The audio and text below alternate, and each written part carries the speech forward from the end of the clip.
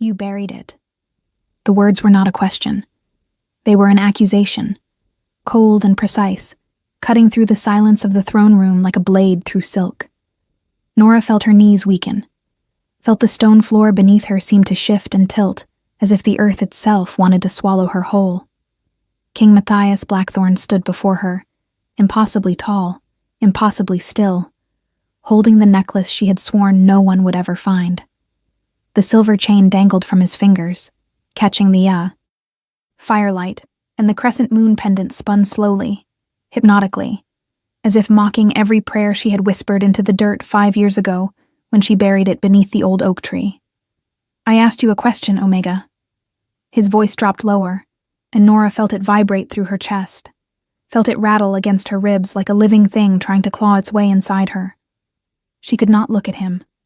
She could not lift her eyes past the dark leather of his boots, past the hem of his black coat, that seemed to absorb all light and warmth from the room. Yes. The word scraped out of her throat, raw and broken. Yes, I buried it. The admission felt like stepping off a cliff, like that terrible moment between falling and hitting the ground when you know the impact will destroy you, but you are still, impossibly, alive. The Alpha King moved closer. Nora heard each footstep, measured and deliberate, and her wolf whimpered somewhere deep inside her chest, where it had been sleeping for so long she had almost forgotten it existed. Almost. She had spent 5 years being invisible, 5 years scrubbing floors and peeling vegetables in the palace kitchens, 5 years keeping her head down and her scent suppressed and her past buried so deep she sometimes believed her own lies. But now he was close enough that she could smell him, cedarwood and smoke, and something wild and ancient that made her wolf stir restlessly. Look at me. It was not a request. Nora forced her eyes upward, past the broad chest and strong jaw, past the cruel mouth that never smiled, until she met his gaze. His eyes were amber, the color of honey held up to firelight, the color of danger and power and things that could burn you alive if you got too close. For a moment, something flickered in those eyes, something that looked almost like recognition, almost like pain. Then it was gone, replaced by the icy control that everyone in the 5 kingdoms feared. Do you know what this is? He held the necklace, higher, and Nora saw her mother's blood still stained into the clasp, dark and permanent, a memorial to a death she had been too young to prevent or understand. It is a necklace. Her voice came out steadier than she expected, and she clung to that small victory even as her heart hammered against her ribs hard enough to bruise. It belonged to my mother.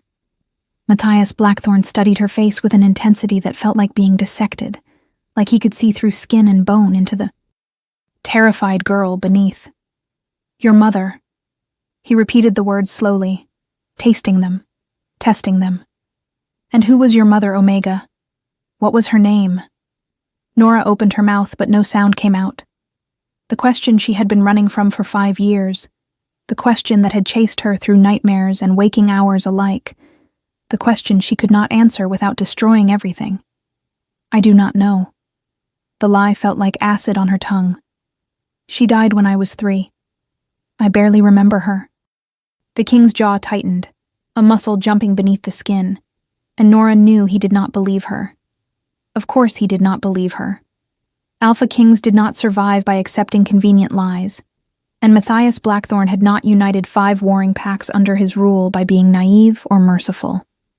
Guards found this buried 3 feet deep beneath the eastern oak, he said, his voice taking on a dangerous quiet that was somehow worse than shouting. The tree that marks the border of what used to be Moon. Blessed territory before the massacre. Before every man, woman, and child of that bloodline was slaughtered 20 years ago. He paused, letting the words sink into her skin like poison. Every single one. Or so we believed. Nora felt the blood drain from her face. She felt the room tilt again, felt her vision narrow to a pinpoint focused on the necklace spinning between them, the crescent moon catching light and throwing it back like accusations. I am no one. she whispered. I am just a kitchen Omega. I do not know anything about Moonblessed or massacres or bloodlines. I found that necklace in the market 5 years ago, and I buried it because it frightened me. That is all. The story came out smooth and practiced, because she had rehearsed it 1,000 times in the dark, had perfected every pause and inflection for a moment exactly like this. But as she spoke, she watched something change in the king's face. His nostrils flared slightly, and she realized with horror that he was scenting her, that he was using his alpha senses to taste the fear and desperation rolling off her in waves. And something else. Something that made his eyes narrow, and his hand clench around the necklace until his knuckles went white. You are lying. The words fell between them like stones into still water, sending ripples through everything. And I am going to find out why. Before Nora could move, before she could think or breathe or run, the king reached out and caught her wrist. His fingers were warm, impossibly warm, and the moment his skin touched hers, she felt it. The bond. The mate bond that should not exist, could not exist, between an Alpha King and a kitchen Omega. The recognition slammed through her with the force of a physical blow, and she saw the same shock reflected in his amber eyes. His grip tightened, not painful, but inescapable, and Nora felt her wolf rise to the surface for the first time in years, felt it reach toward him with a longing that terrified her, more than any threat or accusation. No. The word ripped out of Matthias Blackthorne like it was being torn from somewhere deep and primal. He released her wrist as if her skin had burned him, stepped back with a violence that sent his coat swirling around his legs. That is not possible. But it was possible. It was happening. Nora could feel the bond singing between them, could feel her wolf crying out for him even as her mind screamed at her to run, to disappear, to do whatever it took to escape this nightmare. I need to go. She barely recognized her own voice, thin and desperate. Please, Your Majesty, I need to return to the kitchens. I have work. I cannot. You cannot leave. He cut her off, and the alpha command in his voice dropped her to her knees before she could stop herself. She knelt there on the cold stone, trembling, hating herself for the automatic submission, hating him for using his power against her. You will remain in the palace under guard until I determine what you are and what threat you pose to this kingdom. Threat. The word echoed in her skull. She was no threat to anyone. She had spent 5 years being invisible, 5 years being nothing, specifically so she would never be a threat. I am no one, she said again, and this time she heard the plea beneath the words. Please, Your Majesty, I am no one. Matthias Blackthorne looked down at her, and for a moment his expression softened into something that might have been regret or might have been exhaustion. Then the mask of the ruthless king slid back into place. If that were true, he said quietly, then my wolf would not be calling you mate, and this necklace would not bear the royal seal of the moon-blessed queens. He turned away, the necklace still clutched in his fist, and gestured to the guards who had been standing silent witness to her unraveling. Take her to the North Tower. Post guards at her door. No one enters or leaves without my explicit permission. As strong hands closed around her arms and lifted her to her feet, as she was led from the throne room toward an uncertain fate, Nora caught one last glimpse of the king. He stood alone before his throne, staring at the necklace in his hand, and the expression on his face was not triumph or anger.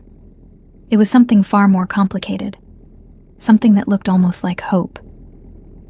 The North Tower room was not a cell, but it was not freedom either. Nora stood at the narrow window watching the sun set over the palace grounds, watching the shadows lengthen and swallow the gardens where she had buried her past, and any hope of a peaceful future. The room was small, but well appointed, with a proper bed and a fireplace, and even a small desk with paper and ink, as if she were an honored guest rather than a prisoner awaiting judgment. But the guards outside her door were very real, and the lock that had clicked shut behind her was solid iron. She had no illusions about what came next. King Matthias would investigate. Her. He would dig through every story she had ever told, would question everyone who had ever known her, would eventually discover that Nora Winters, the Kitchen Omega, had appeared at Silver Creek Pack 5 years ago, with no history and no family, and nothing but a desperate story about running from an abusive mate. That story had been enough then, when she was young and terrified and clearly broken. No one questioned an Omega fleeing violence. But now the king himself was questioning everything. And the truth was a noose tightening around her neck with every passing hour. She touched her wrist where he had grabbed her, where his skin had met hers, and the mate bond had flared to life between them like lightning striking dry timber. Even now she could feel it humming beneath her skin, a connection she did not want and could not afford. Matthias Blackthorne was engaged to Lady Cassandra Nightshade, a brilliant political match that would unite the Nightshade and Blackthorne territories and cement his power across the kingdom. The wedding was planned for the next full moon, barely 3 weeks away. The entire court was already preparing for the celebration. And now Nora had appeared like a ghost from his past, tied to a bloodline everyone believed extinct, carrying a mate bond that threatened to destroy carefully laid plans and political alliances. She should have run years ago, should have taken the necklace and disappeared into the human territories where no pack law could reach. Her. But she had been so tired of running, so desperate for somewhere to belong, even if that belonging meant scrubbing floors and keeping her head down and pretending to be someone she was not. A knock at the door made her spin around, her heart leaping into her throat. But it was not the king. A young servant girl entered carrying a tray of food, her eyes downcast, her movements quick and nervous. "His Majesty sent dinner, miss." The girl set the tray on the desk without meeting Nora's eyes. "He says you are to eat and rest. He will speak with you again in the morning." "Wait." Nora caught the girl's arm as she turned to leave. "Please, what are people saying? About me?" The servant girl bit her lip, clearly torn between discretion and gossip. "They are saying you might be moon-blessed," she whispered finally. "They are saying the king found proof. Lady Cassandra is furious. She has been in his study for hours." Of course she had. Cassandra Nightshade was not a woman who accepted threats to her position gracefully. Nora had seen her around the palace, all ice and elegance and barely concealed ambition. She ruled the court with a combination of charm and calculated cruelty, and everyone knew she had been grooming herself to be queen since childhood. The discovery of a potential mate bond between the king and a Kitchen Omega would be more than an inconvenience. It would be a declaration of war. "Thank you." Nora released the girl's arm and watched her hurry out, the lock clicking shut once more. She stared at the food on the tray without appetite, her mind racing through possibilities and finding nothing but dead ends. If she denied everything, if she insisted she was just an Omega who found a necklace, would Matthias believe her? And even if he did, would he let her go knowing what they both felt when they touched? The mate bond was sacred law among wolves. To deny it was to deny the moon goddess herself. She did not sleep that night. She sat at the window, watching stars wheel overhead, watching the moon rise full and silver over the mountains, feeling her wolf stir and pace inside her chest. It had been dormant so long, suppressed by her fear and determination to hide, but now it was waking. Now it sensed its mate nearby, and it wanted out, wanted to run to him, wanted to complete the bond that fate had decided for them. "No," Nora whispered into the darkness. "We cannot. He will destroy us." But her wolf did not care about danger or politics or the massacre that had stolen her family. Her wolf only knew that its mate was close, that the other half of its soul was separated by walls and guards and circumstances, and that was a pain worse than any physical wound. When dawn came pale and cold through the window, Nora heard footsteps in the corridor. Heavy footsteps, measured and deliberate. She knew who it was before the lock turned, before the door swung open to reveal King Matthias Blackthorne standing on the threshold. He looked like he had not slept either. His dark hair was disheveled, his jaw shadowed with stubble, his amber eyes bloodshot and haunted. He held the necklace in his hand still, like he had been carrying it all night, like he could not bear to let it go. "I need the truth." His voice was rough, scraped raw by exhaustion or emotion or both. All of it. No more lies. Nora stood, wrapping her arms around herself as if she could hold her secrets inside by physical force alone. "I told you the truth. I found the necklace. I buried it. That is all I know." Matthias stepped into the room, and the guards pulled the door closed behind him, leaving them alone. The space suddenly felt smaller, the air thicker, charged with tension, and the mate bond that neither of them could ignore. "Do not insult my intelligence."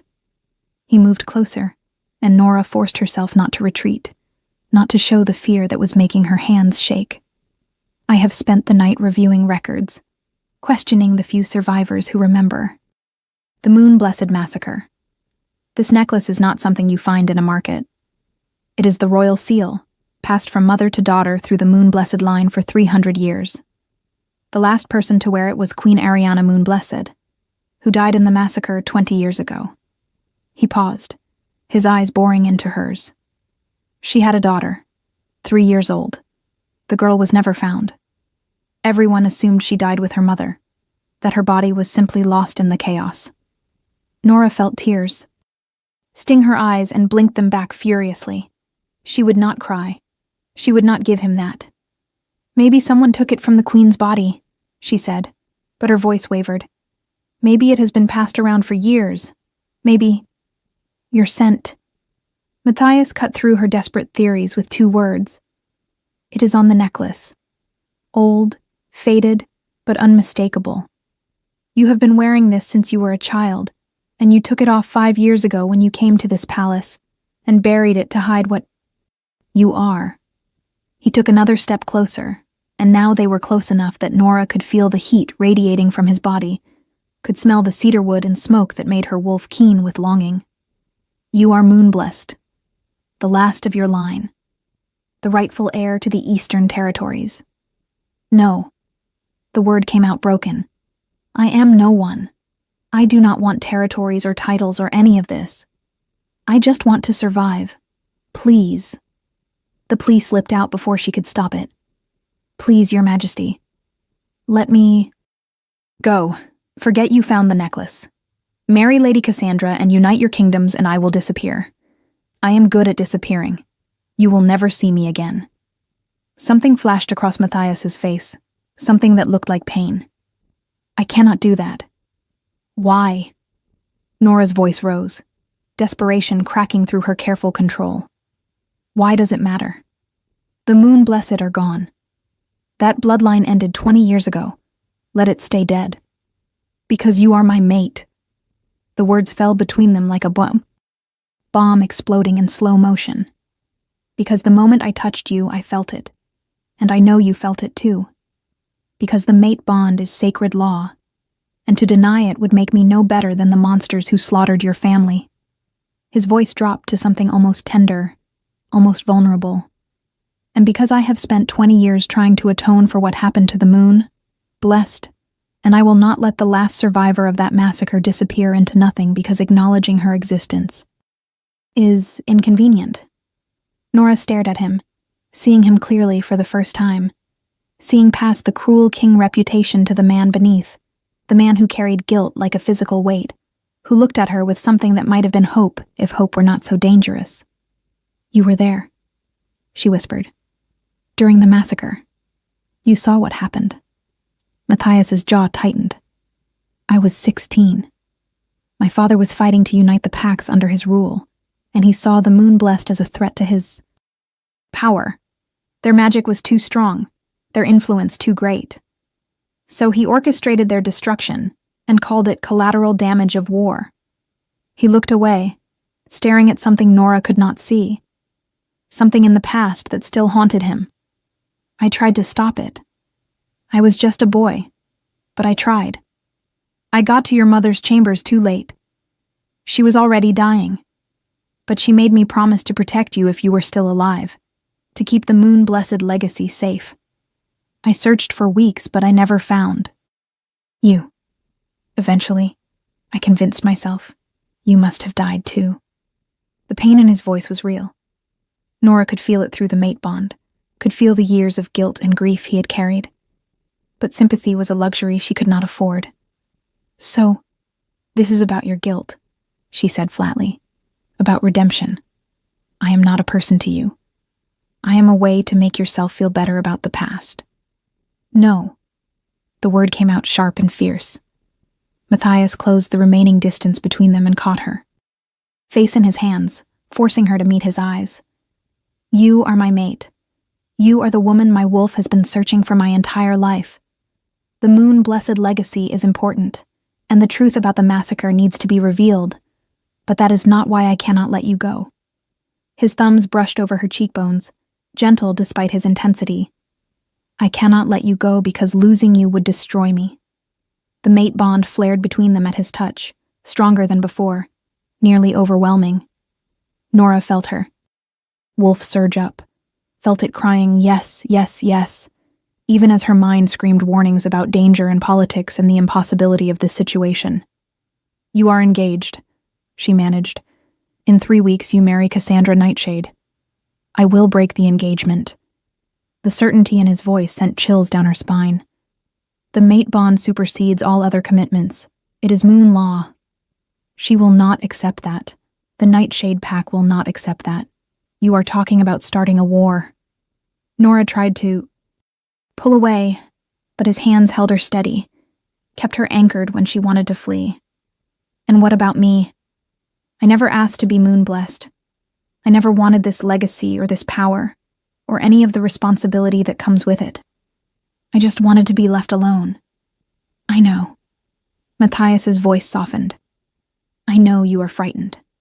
I know you have spent years hiding, years surviving, and now I am asking you to step into danger and claim a birthright you never wanted. But you are the last moon-blessed. Nora, the magic in your blood is awakening whether you want it to or not. I can feel it building inside you, can see it in your eyes. If you do not learn to control it, if you do not accept what you are, it will consume you. His words hit too close to truth. Nora had been feeling it for weeks now, the restless energy beneath her skin, the way shadows seemed to move when she walked past, the dreams of running through moonlit forests with silver light trailing from her fingertips. She had been ignoring it, suppressing it, but she could not suppress it forever. What if I am not strong enough? The question came out small and scared, and she hated herself for the vulnerability. What if I claim this legacy and I fail? What if I cannot control the power, or lead the people, or be what everyone needs me to be? Then I will be there to catch you.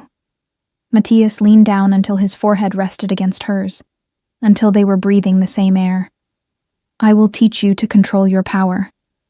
I will protect you from those who would use or destroy you, and I will stand beside you when you reclaim what was stolen from your family. His eyes searched hers, earnest and intense. But you have to trust me. You have to stop running. If you are enjoying this story, do not forget to leave a like and subscribe to the channel for more emotional stories like this one. Trust. The word felt foreign on her tongue, impossible and terrifying, and maybe the only option she had left. Nora closed her eyes, felt the mate bond humming between them, felt her wolf settling into a contentment it had never known before. When she opened her eyes again, Matthias was still there, still waiting, still offering her a future that seemed like madness. If I do this, she said slowly, if I agree to accept my heritage and let you break your engagement and face whatever consequences come, you have to promise me something. Anything. You have to help me find out who really ordered the massacre. Nora's voice hardened. My mother told me things before she died, things I did not understand when I was 3, but that I have remembered all these years. She said it was not just your father who wanted the moon-blessed destroyed. She said there was a traitor, someone close to the moon-blessed court who betrayed us from within, someone who is still alive. Matthias went very still. Are you certain? I remember her words exactly. She said trust no one with ancient blood. She said the traitor wears 2. Faces.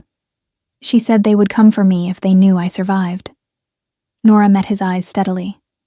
If I am going to step out of the shadows and claim my birthright, I need to know who to fear. I need to know who wanted my family dead and why. The king was quiet for a long moment, his expression thoughtful and troubled. If there is a traitor with ancient blood still living, someone who has hidden their involvement for 20 years, exposing them will be dangerous. They will do anything to protect their secret. I know. Nora straightened her shoulders, feeling something settle inside her, some decision made. But I am tired of being afraid. I am tired of hiding who I am because of what someone else did to my family. If you are asking me to be moon-blessed, to claim that legacy and that power, then I am going to do it right. I am going to finish what they started 20 years ago when they tried to destroy us. I am going to find justice for my mother. Matthias studied her face, and then, slowly, deliberately, he smiled. It transformed his severe features, made him look younger and less burdened, and Nora felt her breath catch at the beauty of it. There she is, he murmured. There is the moon-blessed queen I have been waiting for. He released her face, but caught her hand instead, threading his fingers through hers. Very well. We will find your mother's killer together. But first, you need to learn to control your power, and I need to break an engagement and deal with the political fallout. Are you ready for what comes next? Nora looked down at their joined hands, at the way his large, calloused palm engulfed her smaller one, at the rightness of it despite everything telling her this was impossible. No, she admitted, but I will do it anyway. The next 3 days passed in a whirlwind of revelation and preparation that left Nora's head spinning. Matthias moved her from the tower to a suite of rooms in the royal wing, rooms that had once belonged to visiting dignitaries and now were hers alone. He assigned her a personal guard, a stern woman named Helena, who had served in his father's army and now watched Nora with sharp, intelligent eyes that missed nothing. And he began teaching her about her power, about the magic that flowed through moon-blessed blood. They met in a private training room deep beneath the palace, a space warded against observation where Nora could practice without fear of being seen. Matthias brought books, old texts written in the flowing script of the moon-blessed language that Nora could somehow read despite never learning it. He brought artifacts, objects that had belonged to her mother and grandmother and great-grandmother, each one humming with residual magic that called to something in Nora's blood. Moon-blessed power is different from normal wolf magic, Matthias explained, as they stood in the center of the warded room, moonlight filtering through a high window to puddle silver on the stone floor. It is older, more primal. Your ancestors could call moonlight itself, could weave it into shields and weapons and healing. They could speak to wolves across vast distances, could sense lies and truth, could see possible futures in moon pools. He gestured for her to stand in the moonlight. The power is tied to the lunar cycle. It will be strongest during the full moon and weakest during the new moon. Right now, we are 3 days past full, so you should have significant strength available. Nora Onang stepped into the silver light and gasped as power flooded through her. It felt like lightning in her veins, like ice and fire and electricity all at once. The shadows in the room leaped and danced, responding to her presence, and she felt her wolf surge to the surface with a joy that was almost painful. I can feel it, she breathed. I can feel everything. Good. Matthias circled her slowly, watching with intense focus. Now reach for it. Imagine the moonlight is a thread you can grasp, a tangible thing you can shape and mold. Do not force it. Moon-blessed magic responds to will and intention, not strength. Nora closed her eyes and reached inside herself for the power she could feel waiting there. It came to her easily, almost eagerly, as if it had been sleeping all these years and was thrilled to finally wake. She felt it gather in her palms, felt it cool and silver and potent. When she opened her eyes, she was holding light.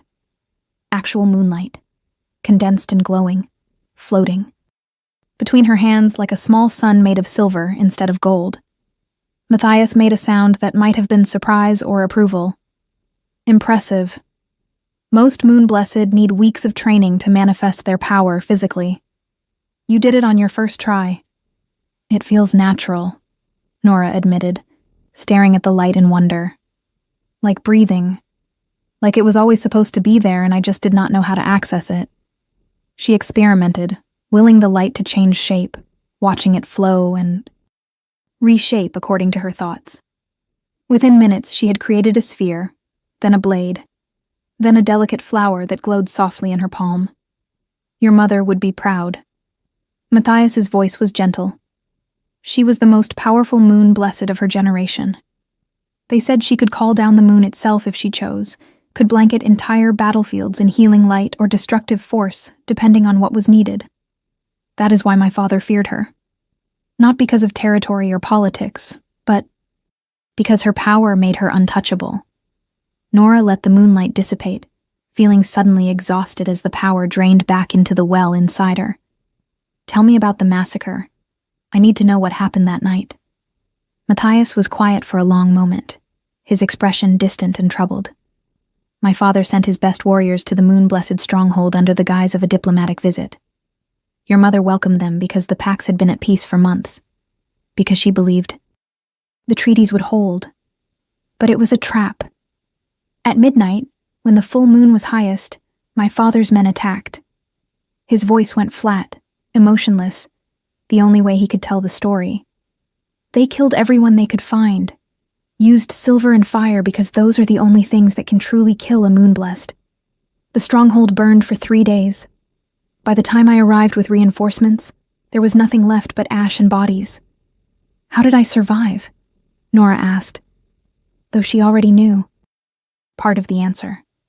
Your mother. Matthias met her eyes. When I found her, she was barely alive, but she had hidden you somewhere with magic. She would not tell me where, would not risk my father discovering your location if he questioned me. She just made me promise to protect you if you appeared, and then she died. He paused. I found her necklace in the rubble weeks later. I kept it all these years, hoping someday I would find you and return it. I never imagined I would find you working in my own palace kitchens.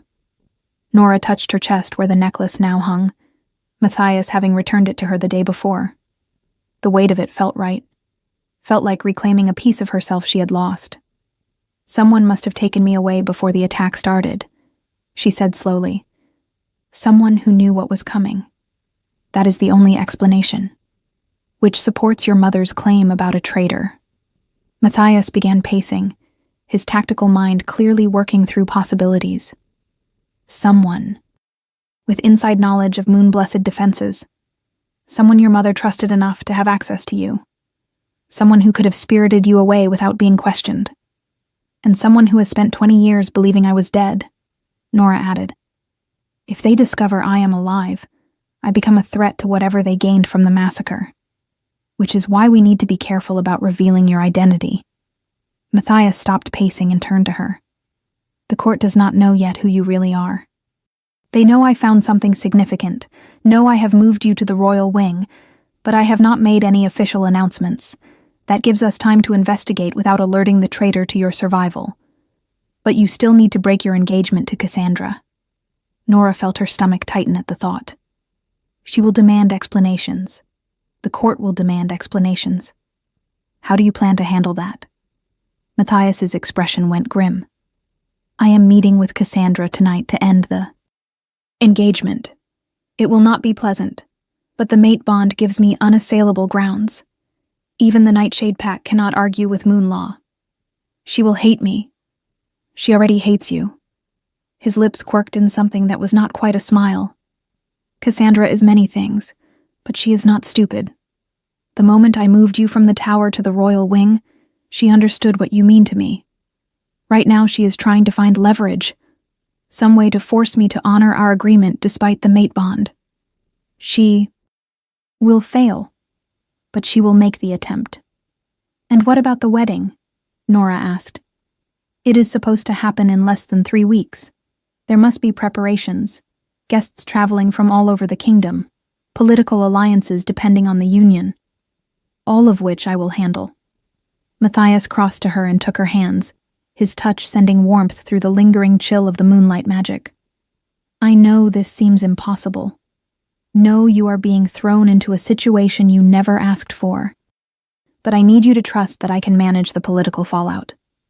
My concern is keeping you safe and helping you master your power before anyone discovers who you really are." Nora wanted to believe him, wanted to trust in his confidence and certainty. But she had spent too many years alone, too many years knowing she could rely only on herself. "What if your kingdom will not accept me?" she asked quietly. "What if they see me as a threat rather than an asset?" The Moon-Blessed were destroyed. Because they were feared. What makes you think your people will welcome their last survivor? "Because you are my mate." Matthias said it with absolute conviction. "Because I am the Alpha King, and my word is law. And because once they see what you can do, once they understand the power and honor you carry, they will recognize you as the queen you were born to be." Queen. The word made Nora's breath catch. "I am not ready to be anyone's queen. You do not have to be ready today. You just have to be willing to try." He squeezed her hands gently. "One step at a time, Nora. First, we master your power. Then we deal with Cassandra. Then we start looking for your mother's killer. We do not have to solve everything at once." It was sensible advice, logical and measured. But Nora could not shake the feeling that time was running out, that forces were already moving in the shadows, that her survival had set something in motion that could not be stopped. That night, as she lay in her new chambers, staring at the ceiling, she heard it, a whisper in her mind, soft and insistent, speaking in a language she should not know but somehow understood perfectly. "Moonchild, you who carry the last light, they are coming for you. They have always been coming. Trust no one with ancient blood. Trust no one who smiles with cold eyes. The truth lies in shadows, and the traitor wears two faces." Nora sat up, her heart pounding. The voice was not her wolf. It was something else, something that felt like memory or prophecy or warning from beyond the grave. Her mother's voice, perhaps, or the collective consciousness of all the moon-blessed who had come before her. She got out of bed and moved to the window, looking out over the palace grounds. Everything seemed peaceful. Moonlight silvered the gardens and courtyards. Guards moved on their regular patrols. Nothing seemed amiss. But Nora could feel it now, a tension in the air like the moment before lightning strikes. Something was coming. Someone was watching. And her emergence from the shadows had just painted a target on her back that she could not remove. What do you think will happen next? Leave your predictions in the comments below. The next morning, Nora woke to find Helena standing at the foot of her bed, the guard's face grim and urgent. "Lady Cassandra has requested an audience with you," Helena said without preamble. "The king said the choice is yours, but he advises against it." Nora sat up, pulling the blankets around. Herself. Did she say what she wants? No. But she has been in the throne room since dawn, and she has the entire Nightshade delegation with her. Helena's tone made it clear what she thought of that development. This is a power play. She wants to intimidate you, wants to make you feel small and frightened so you will remove yourself as an obstacle to her marriage. Then we should not give her the satisfaction. Nora surprised herself with the steadiness of her voice. "Tell Lady Cassandra I will meet with her in 1 hour, and inform His Majesty of the meeting so he can attend if he wishes."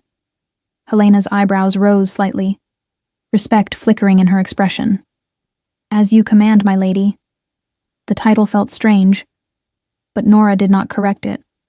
If she was going to do this, if she was going to step into the role Matthias and fate had thrust upon her, she needed to start acting like someone worth respecting.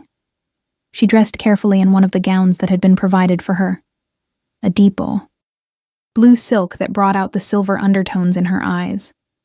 She wore the moon-blessed necklace prominently, letting it catch the light. If Cassandra wanted a confrontation, Nora would give her one. But she would do it looking like she belonged here, like she had every right to wear royal colors and meet with the king's former fiancé as an equal. When she entered the throne room an hour later, with Helena at her back and her chin held high, the effect was immediate. Cassandra Nightshade stood. In the center of the room, surrounded by a dozen men and women in the black and silver colors of her pack. She was beautiful in the way of ice sculptures, all sharp angles and perfect features and cold calculation. Her blonde hair was swept up in an elaborate style that emphasized her long neck, and her dress was stunning, a creation of white silk and diamonds that must have cost a fortune. She looked every inch a queen.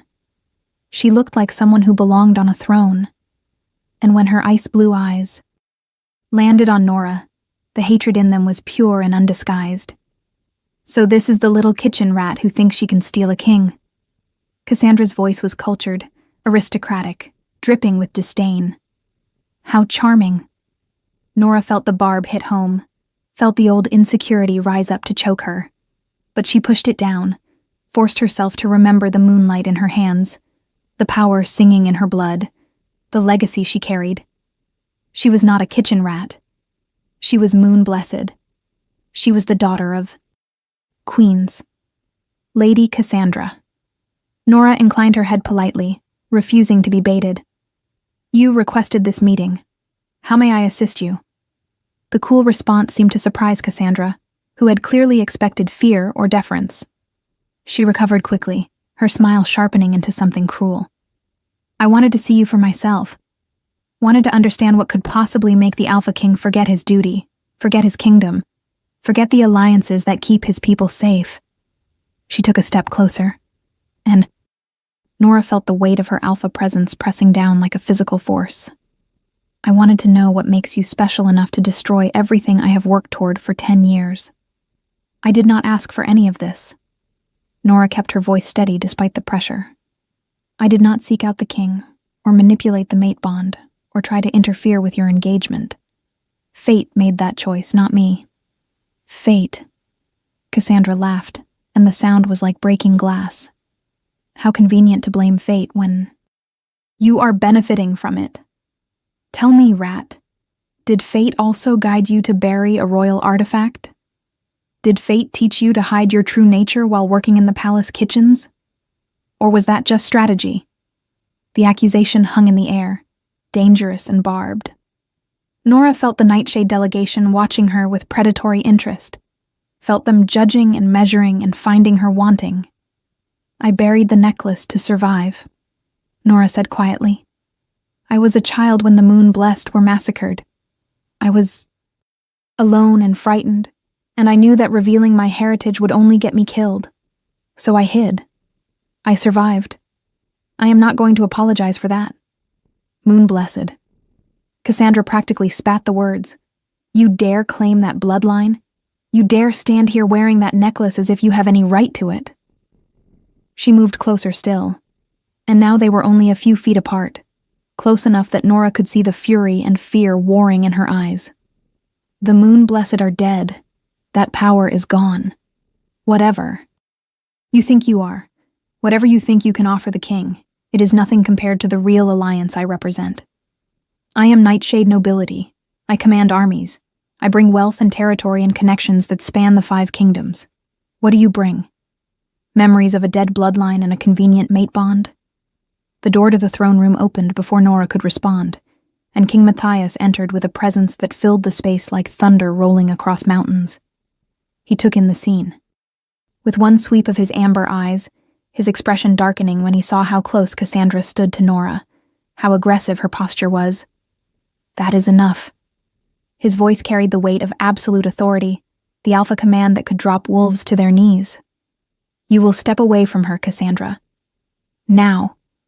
Cassandra turned to face him, and her beautiful face twisted with betrayal and rage. How can you do this? How can you throw away everything we planned, everything we built together for some Omega pretending to be special? She is not pretending. Matthias crossed to stand beside Nora, and his proximity made the mate bond flare to life between them, visible to everyone in the room as a shimmer of silver light. She is Moon-Blessed, the last of that bloodline, and she is my mate. Those two facts make her not only special, but essential. Our engagement is over, Cassandra. I am sorry, but that is the reality we must all accept. No. The word came out raw and broken. Cassandra stood frozen, staring at Matthias like she could not quite believe what she was hearing. No, you do not get to do this. We have an agreement, a contract signed by both our packs. You cannot just walk away because you felt a mate bond with some random Omega. The mate bond supersedes all contracts. Matthias's voice gentled slightly, showing compassion even as he delivered the final blow. You know this. It is moon law, sacred and unbreakable. I did not choose this, did not plan it, but I cannot deny what fate has given me. I will honor our alliance in other ways, will ensure the Nightshade Pack loses nothing by this change, but I cannot marry you.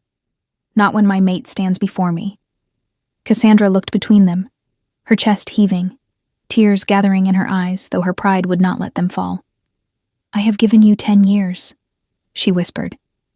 10 years of my life preparing to be your queen, and you are throwing it away for her? She pointed at Nora with a trembling hand.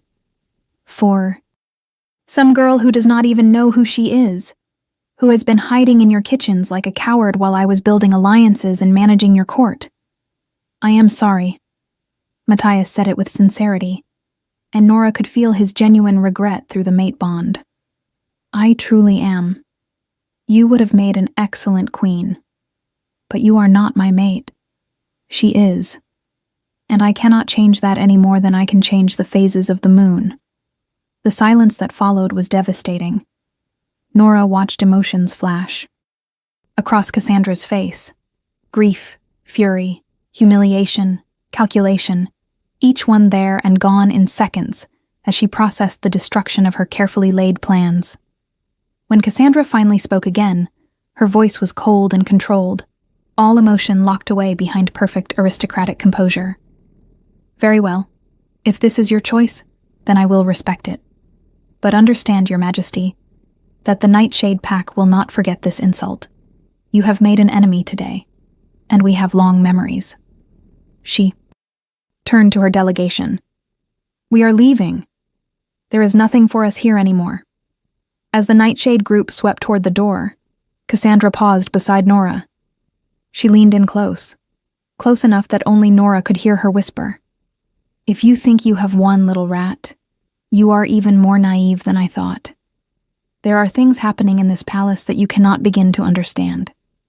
Secrets that will destroy you if you are not careful.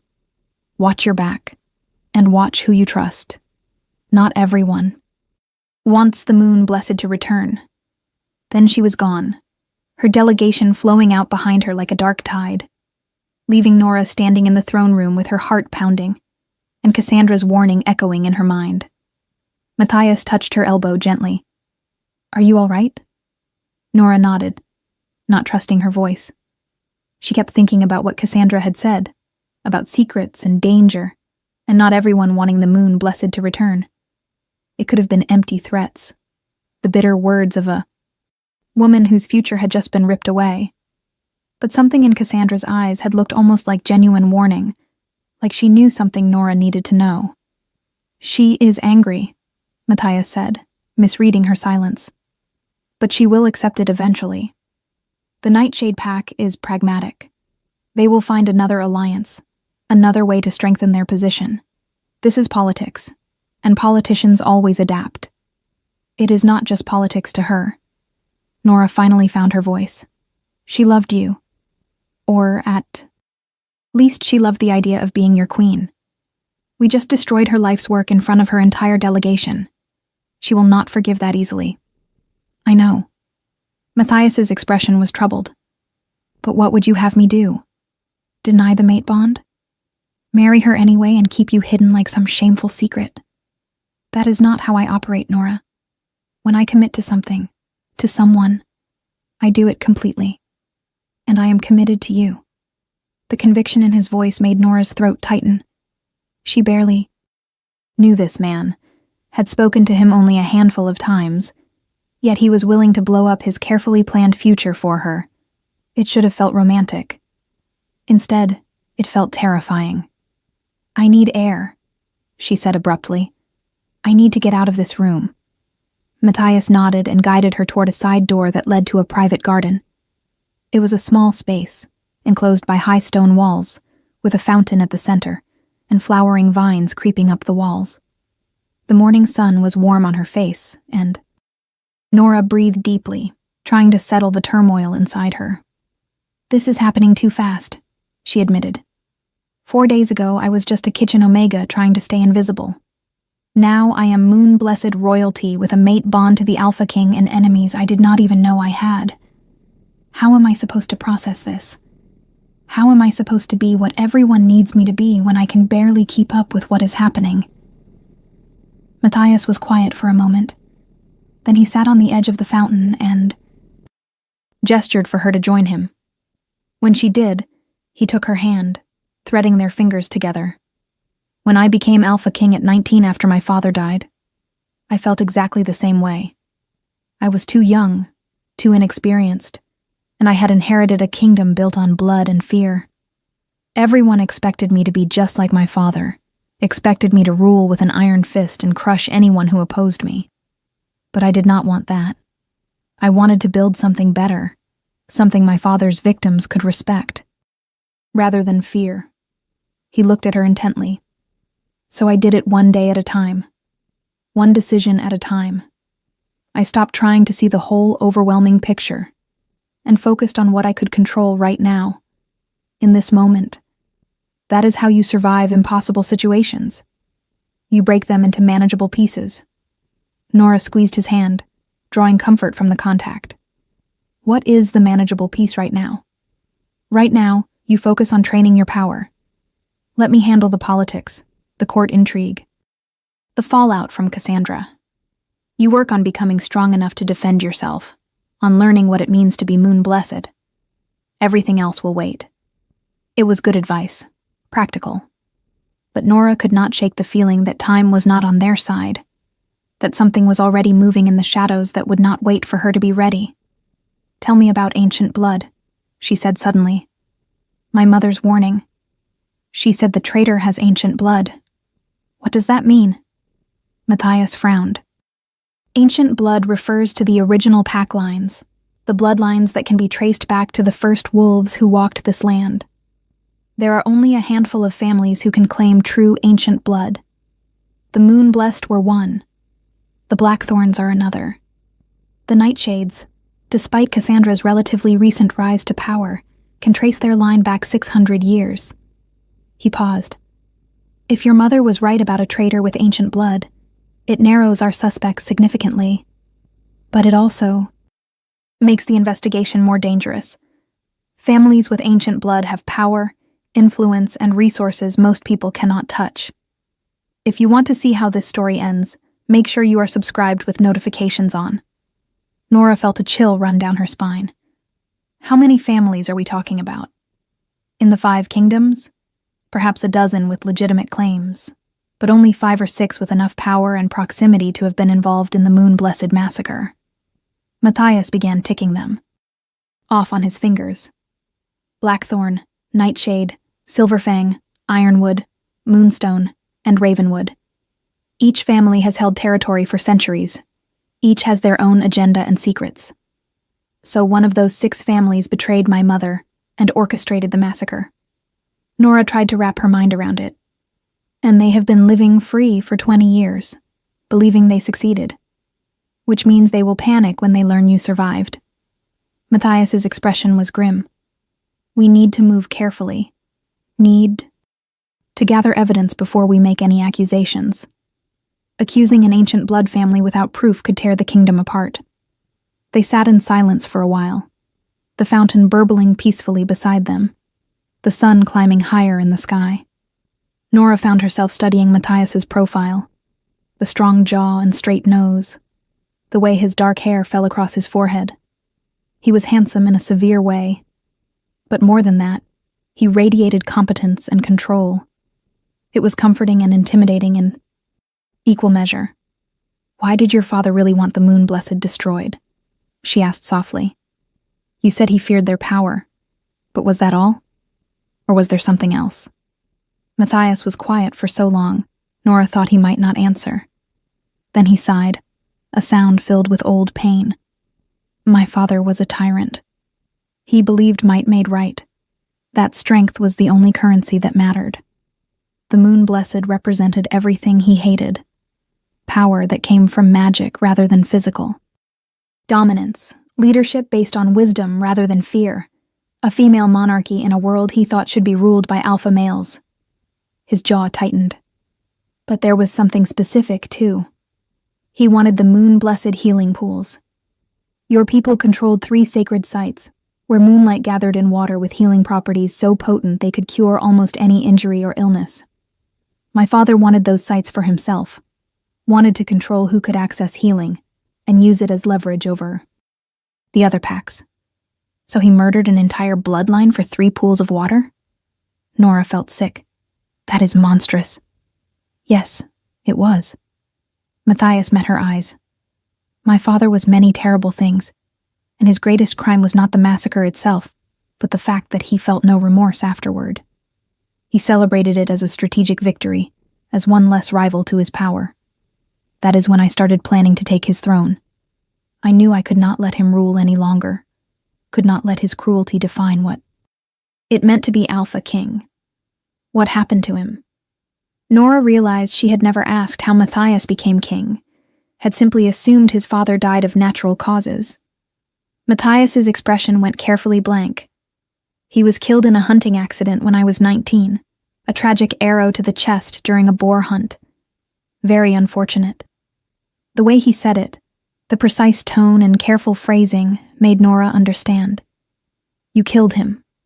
It was not a question. I challenged him according to pack law. But my father would never have accepted a legitimate challenge because he knew he was getting old, knew his strength was fading. So yes, I arranged the hunting accident. I killed my own father to take his throne and stop the violence he was spreading. Matthias looked at her steadily, waiting for judgment or horror. Does that change how you see me? Knowing I am capable of patricide?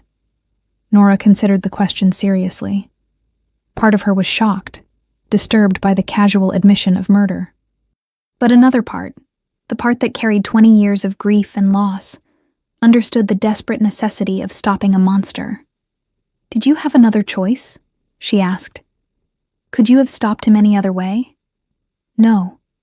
He would have killed me first if he suspected I was plotting against him. And he would have continued destroying packs and families in his quest for total dominance. The Moon-blessed were not his only victims, just his most famous ones. Matthias ran a hand through his hair, suddenly looking exhausted. I do not regret killing him, but I carry the weight of it every day. It is one of the reasons I need to find your mother's killer, need to bring justice for the massacre. I can never erase what my father did, but I can try to make amends. Nora shifted closer to him on the fountain's edge. You are not responsible for your father's crimes. You were a child when the massacre happened. You could not have stopped it. I know. Logically, I know that. But it does not make the guilt any easier to carry. He looked at their joined hands. You understand, though, do not you?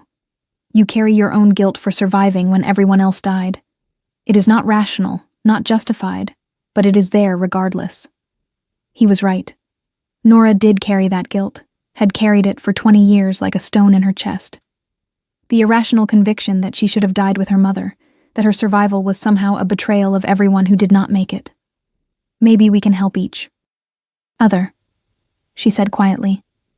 Maybe we can learn to live with the past while working to make the future better. Matthias smiled, and again, Nora was struck by how it transformed his features. I would like that. He stood and pulled her to her feet. Come. We should continue your training.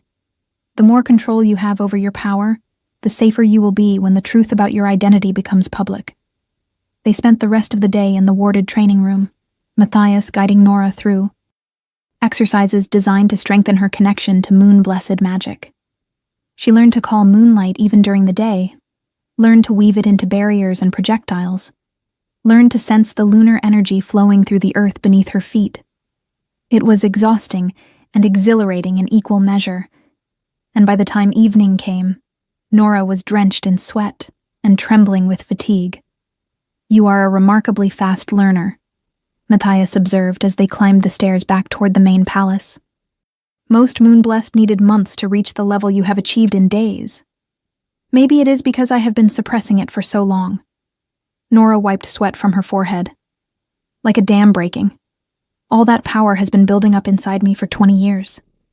They emerged into a corridor, just as one of the palace stewards came running up, his face pale and frightened. "Your Majesty, there has been an incident. You need to come quickly." Matthias's expression hardened. "What kind of incident?" "Lady Helena was attacked in the North Wing. She is alive but badly injured. The healers are with her now." Ice flooded Nora's veins. Helena, her guard, the woman who had been protecting her for days. Where was she when it happened? "Outside your chambers, my lady. She was standing guard while you trained. Someone ambushed her from behind." The steward swallowed nervously. "They left a message carved into the wall beside her. It says, 'The Moonblessed should stay dead.'" Nora felt the world tilt. This was not random. This was not coincidence. Someone knew who she was. Someone knew she was Moonblessed. And they had just declared war. Matthias grabbed her arm, his grip tight enough to bruise. "We are going to your chambers. Stay close to me and do not touch anything." They ran through the palace corridors, guards falling in around them, until they reached the North Wing, where Nora's rooms were located. Helena lay on the floor in a pool of blood, healers working frantically over her unconscious form.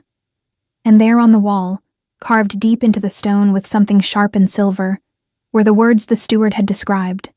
The Moonblessed should stay dead. But that was not all.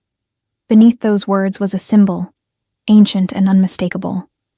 A crescent moon pierced by a sword. The mark of the Moonstone family, one of the 6 ancient bloodlines Matthias had named. "No," Matthias breathed. "It cannot be them." But the evidence was literally carved into his palace walls. Someone from the Moonstone family had just tried to kill Helena as a warning to Nora. Someone with ancient blood, just as her mother had predicted. The traitor had revealed themselves, and the hunt had officially begun. Nora stood frozen, staring at the symbol carved into the stone, feeling her world narrow to that single point of focus. The Moonstone family. Ancient blood. The mark left deliberately, arrogantly, as if daring someone to act on the information. Why would they reveal themselves? "Like this?" she asked, her voice sounding distant to her own ears. "It makes no sense. If they wanted me dead, why not just kill me? Why leave evidence?" Matthias was already issuing orders to the guards surrounding them, his voice clipped and precise. "Lock down the palace. No one enters or leaves without my explicit permission. I want every member of the Moonstone delegation questioned and accounted for. And I want a full security detail on Lady Nora at all times." He turned to her, his amber eyes fierce. "This is a message, but not the one you think. This is someone telling us they are powerful enough to strike at the heart of my palace and arrogant enough to mark their work. They are not afraid of being discovered because they believe they are untouchable. The Moonstones have been your allies for years," one of the senior guards pointed out. "Lord Damien Moonstone himself attended your coronation. His daughter Lyanna serves on your council. Surely you do not believe they would betray you this openly?" "I do not know what to believe yet." Matthias's jaw was tight with barely contained rage. But someone used their symbol, which means either the Moonstones are responsible or someone is trying to frame them. Either way, we investigate thoroughly before we make accusations. He looked down at Helena, who the healers were now carefully moving onto a stretcher. "How bad is she?" The head healer, an elderly woman named Mira, shook her head grimly. "Silver poisoning. Deep. Cuts laced with silver dust. She will survive, but her wolf may be permanently damaged. Whoever did this knew exactly where to cut, exactly how much silver to use to cripple without killing immediately. Silver poisoning was a death sentence for most wolves, but Helena's military training and exceptional strength must have kept her alive long enough for help to arrive. Still, a wolf whose inner beast was damaged could never fully heal, never completely trust their instincts, or access their full strength. It was a fate some considered worse than death. "Find who did this," Nora said softly, but there was steel beneath her quiet tone. "Find them, and make them answer for what they have done to Helena. She was only hurt because she was protecting me. This is my fault." "No." Matthias caught her face in his hands, forcing her to meet his eyes. "This is the fault of whoever wielded that blade. Do not take their guilt onto yourself. Helena knew the risks when she accepted the position as your guard. She chose to protect you, and she would be furious if you dishonored her choice by claiming responsibility for someone else's violence." He was right, but it did not make the guilt any lighter. Nora pulled away and walked to the wall, studying the carved symbol more closely. The crescent moon was rendered in perfect detail, every curve precise, the sword piercing through its center positioned with artistic skill. Whoever had carved this was no amateur. "This was done slowly," she murmured. "Not in a rush. Look at the depth and consistency of the lines. Someone stood here for minutes, possibly longer, carefully creating this symbol while Helena bled out beside them." She looked back at Matthias. "They wanted us to see their work, wanted us to appreciate the craft of it." Matthias moved to stand beside her, examining the carving with a critical eye. "You are right. This was not a heat-of-the-moment decision. This was planned, executed with precision, which means the attack on Helena was never meant to kill. It was meant to deliver a message." "What message?" Nora turned to face him. "That the Moon Blessed should stay dead? We already knew someone wanted that. Why reveal themselves now, after successfully hiding for 20 years? Because you stopped hiding." The answer came from the doorway. Nora spun to see a woman standing there, tall and elegant, with silver-streaked black hair and eyes the exact color of moonstone, pale gray with hints of iridescent blue.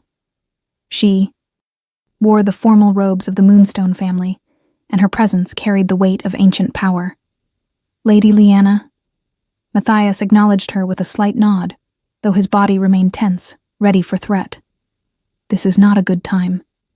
"I imagine not, considering someone has carved my family's symbol into your palace walls as part of a threat." Lyanna Moonstone moved into the room with fluid grace, her gaze sweeping over the scene before landing on Nora. "You must be the girl everyone is whispering about, the one who has thrown the court into chaos." "I am Nora." She lifted her chin, refusing to be intimidated even as she felt the power radiating from this woman. "Ancient blood," her mother's voice whispered in her memory. "Trust no one with ancient blood. I did not ask for any of this chaos. Few of us ask for the roles fate assigns." Lyanna's expression was unreadable. "But we play them regardless. I heard rumors that you might be moon-blessed. Looking at you now, I see those. Rumors are true. You have the eyes. That particular shade of silver is unique to that bloodline. And your family's symbol is carved into my wall beside a warning that my bloodline should stay dead." Nora kept her voice even, despite the fear coiling in her stomach. "Forgive me if I am not inclined to trust anything you say right now, Lady Lyanna." The older woman's lips quirked in something that might have been respect, or might have been amusement. "Fair enough, but consider this. If I wanted you dead, you would be dead. I am one of the most powerful magic users in the 5 kingdoms, second only to what the Moon-Blessed could achieve at their height. If I had attacked your guard, she would not have survived long enough for healers to arrive, and I certainly would not have left my family's symbol as evidence." She gestured at the wall dismissively. "This is amateur hour. Someone trying to frame the Moonstones, or someone pretending to be Moonstone who lacks the skill to properly replicate our work." "How do we know you are not lying?" Matthias asked bluntly. "How do we know this is not exactly what you want us to think while you cover your tracks?" Lyanna turned her full attention to the king, and Nora felt the temperature in the room drop several degrees. Because, Your Majesty, my family has been loyal to the Blackthorn throne for 300 years. Because my grandfather died defending your grandfather during the Western Rebellion. Because I personally trained half your royal guard in defensive magic, and I have spent the last decade helping you rebuild what your father destroyed. Her voice took on an edge. I am many things, but I am not a traitor, and I resent the implication. Then help us find who is. Matthias matched her intensity. If someone is using your family's symbol, if someone is trying to frame you or simply steal your identity for their own purposes, you should want them caught as much as we do. Lyanna was silent for a long moment. Her moonstone eyes distant and calculating. Then she nodded slowly. Very well. I will conduct my own investigation within the Moonstone delegation. If one of my people has gone rogue, I will find them. And if this is an outsider using our symbol, I will help you identify them. She looked at Nora again, and this time there was something almost like sadness in her expression. The Moon Blessed and the Moonstones were allies once, you know. Before the massacre, our families shared magic theory and research, worked together to strengthen the lunar connection all wolves carry. My mother was devastated when your people were destroyed. She spent years trying to find survivors, trying to preserve what knowledge she could of their traditions. If your family was such good friends with the Moon Blessed, where were you when they needed help? The question came out harsher than Nora intended, but she did not take it back. Where were the Moonstones when my family was being slaughtered? Pain flashed across Lyanna's face. We did not know until it was too late. By the time word reached us, the stronghold had already fallen, and the survivors scattered. My mother searched for years, but she never found anyone. She died believing the entire Moon-Blessed line was extinct. Lyanna took a step closer, and Nora forced herself not to retreat.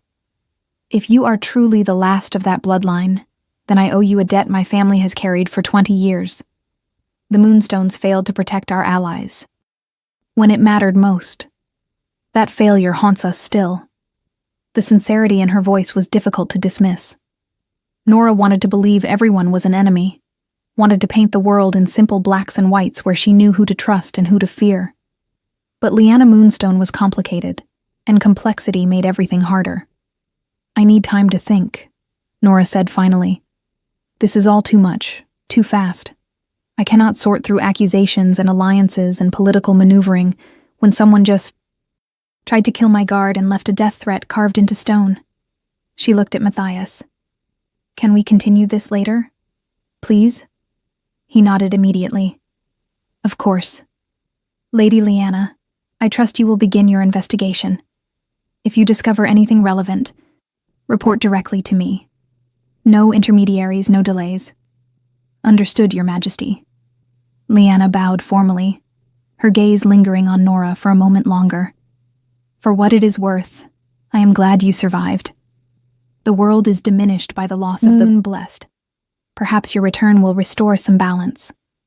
Then she swept from the room, leaving a wake of unanswered questions and uncomfortable truths behind her. Matthias turned to Nora, concern evident in every line of his body. You need to rest. Come. I will take you to my personal quarters where I can guarantee your safety. What about my things? Nora gestured vaguely at her chambers beyond the doorway. Everything I have is in there. I will have servants pack your belongings under. Heavy guard, and move everything to my wing. You are not setting foot in these rooms again until we know exactly what happened here and who is responsible. He offered his arm. Come. You look ready to collapse, and we still need to discuss our next steps. Nora let him guide her through the palace, too tired and overwhelmed to argue. The king's personal quarters were in the highest tower, a sprawling suite of rooms that managed to be both luxurious and comfortable. Floor-to-ceiling windows offered views of the entire kingdom spread out below, and thick carpets muffled every footstep. Matthias led her to a sitting area near the fireplace and gestured for her to sit, while he poured 2 glasses of wine from a crystal decanter. Drink. He pressed a glass into her hand. It will help with the shock. Nora sipped obediently, feeling the warmth spread through her chest. I do not understand why any of this is happening. If someone wanted me dead, they have had multiple opportunities to kill me. Why play these games? Why leave symbols and warnings instead of just finishing the job? Because killing you is only part of their goal. Matthias sat beside her, close enough that she could feel his body heat but not quite touching. They want to discredit you, want to make people afraid of what your return means. If they simply murdered you quietly, you would become a martyr and people would ask questions. But if they can paint you as a threat, if they can make it seem like your survival brings danger and chaos, then your death becomes justified in people's minds. That is twisted. Nora took another drink, larger this time. Who thinks like that? People who play the long game. People who understand that power is as much about perception as it is about actual strength. Matthias studied his own glass. Whoever orchestrated the Moon-Blessed massacre did not just want your family dead. They wanted the entire concept of Moon-Blessed power erased from collective memory. They wanted people to forget what your bloodline could do, what it represented. Your survival threatens that erasure. He looked at her intently. That is why we need to be strategic. We cannot just react to threats and attacks. We need to control the narrative, need to show people that your return is something to celebrate rather than fear. How do we do that? Nora felt exhausted just thinking about it. I barely understand my own power. How am I supposed to convince an entire kingdom that I'm not a threat? By becoming the queen they need, rather than the threat they fear. Matthias set down his glass and took her hand. Starting tomorrow, we make your identity public. We hold a formal presentation to the court, where I acknowledge you as my mate and as the last Moon-Blessed heir. We do not hide or apologize. We claim your heritage with pride and confidence, and we dare anyone to challenge it. That is insane. Nora pulled her hand away, panic rising in her chest. I am not ready. I cannot control my power well enough, cannot navigate court politics, cannot be what you are asking me to be. You do not have to be perfect. His voice was gentle but firm. You just have to be present. You just have to show them you exist, that you are real, that you have every right to stand beside me. The rest we can build over time. Nora stood and moved to the windows, staring out at the darkening landscape. The sun was setting, painting the sky in shades of crimson and gold, and somewhere out there in that vast kingdom were people who wanted her dead. People who had murdered her family and would not hesitate to finish what they started. I am scared, she admitted quietly. I am terrified of failing, of not being strong enough, of getting people like Helena hurt or killed, because I am not prepared for this.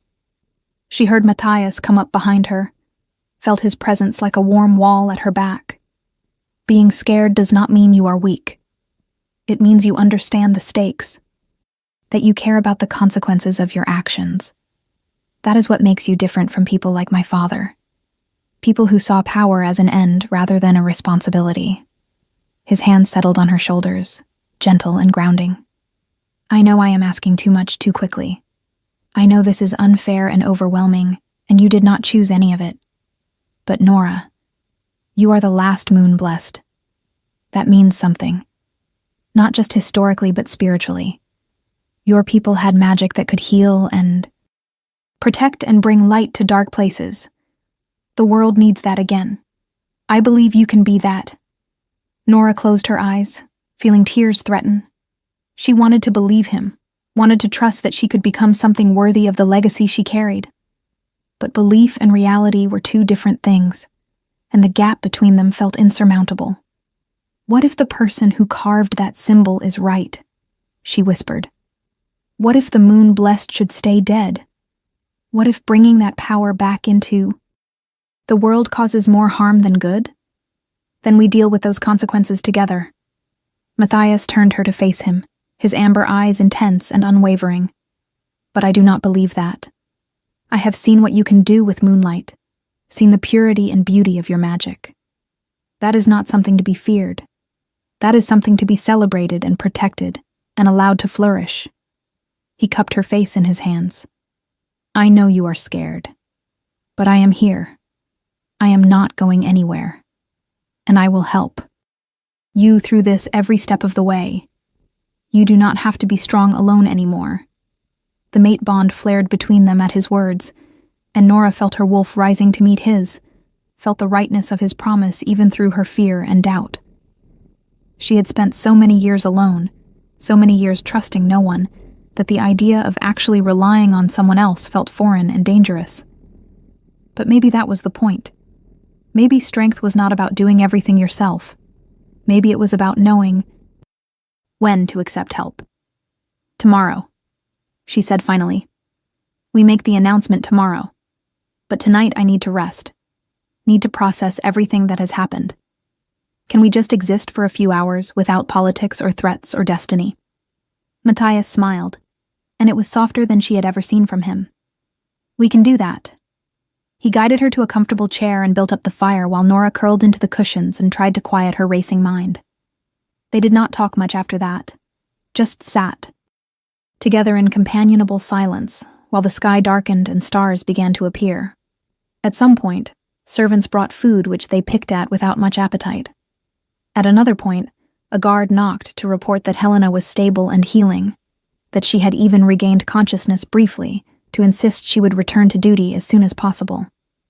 And through it all, Nora felt the mate bond humming between her and Matthias, a connection that grew stronger with each passing hour. It should have felt invasive, this link to someone she barely knew. Instead, it felt like coming home, like finding a piece of herself she had not known was missing. Dangerous thoughts. Those thoughts that could get her heart broken or worse if she was not careful. When she finally fell asleep in the chair, too exhausted to make it to a proper bed, Matthias covered her with a soft blanket and took up guard himself by the door. His last thought before exhaustion claimed him too was a prayer to the moon goddess, that he could keep his promises, that he could protect this woman who had appeared in his life like a gift and a challenge combined. The morning came too quickly, and with it the reality of what they had committed to.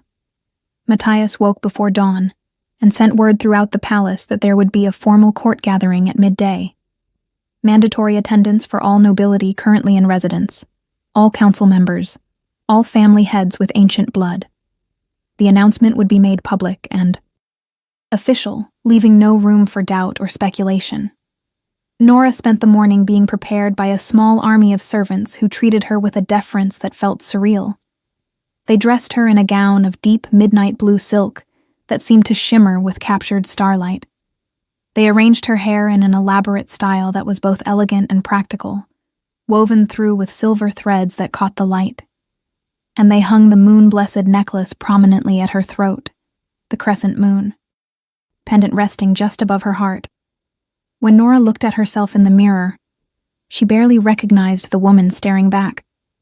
This was not the kitchen Omega who had scrubbed floors and kept her head down.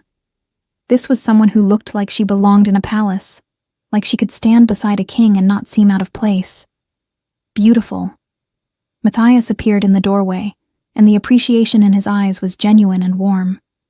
He wore formal black with silver embroidery, the colors of the eye, Blackthorn family, and he looked every inch the powerful Alpha King. "Are you ready?" "No." Nora turned away from the mirror. "But I am doing it anyway." He crossed to her and offered his arm. That is all anyone can ask. They walked through the palace together, guards falling in around them in a protective formation, until they reached the great hall where the court was assembled. The massive room was packed with nobility, council members, pack representatives, and curious onlookers who had heard rumors and wanted to see the truth for themselves. The conversations died instantly when Matthias and Nora appeared at the entrance.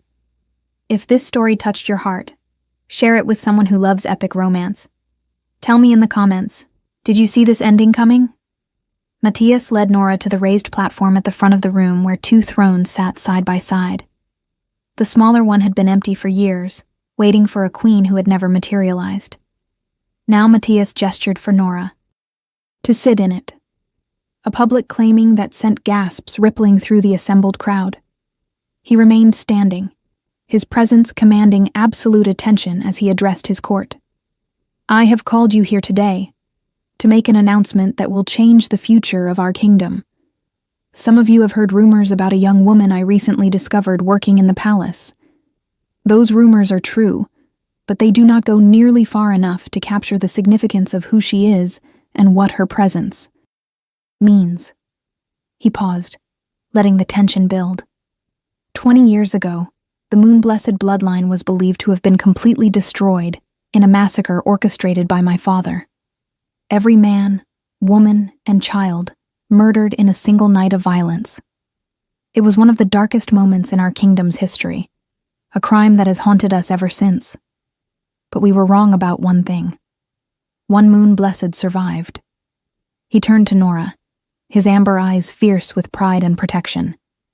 "This is Nora Moon.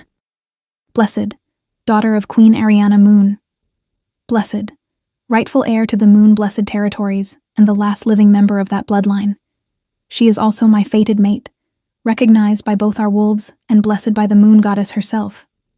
The hall erupted. Some people cheered, clearly moved by the romantic drama of the revelation. Others shouted questions or objections, their voices overlapping into chaos. And a few remained perfectly silent, their expressions unreadable, and those were the ones that worried Nora most. Matthias raised his hand, an alpha command rolled through the room like thunder, forcing everyone to silence. "I know this is unexpected.